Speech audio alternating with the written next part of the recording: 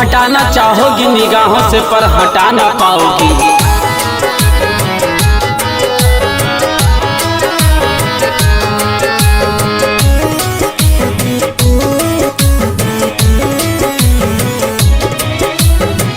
बनवलू दीवाना हमके अपना प्यार में, लूट ले लू चैन और दिल के करार रे। हो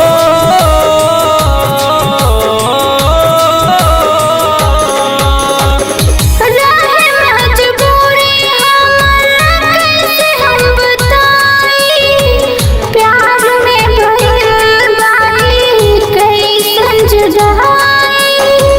मार कटारी अपने हो खाके जहर तुहरा ला मर जाई, जहर जाई तुहके कैसे हम भुलाई। जुदाई तुझसे मिल कैसे आई।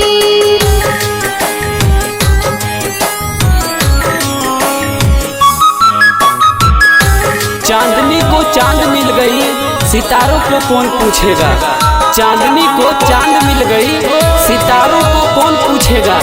अरे पगली तुझे तो कोई और मिल गया, अब हमको कौन पूछेगा, अब हमको कौन पूछेगा। हाँ जिंदगी में तुहरा ला हम भइल बेकरार हो, तुहरे नाम लिख दिहनी सारा जहान हो।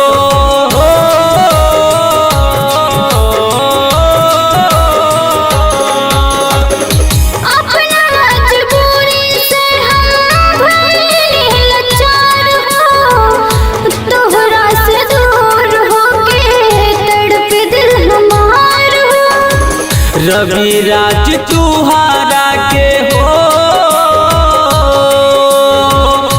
हारून राजा तुहके भूल नहीं पाई, जहर जाई रबिया अब मर जाई।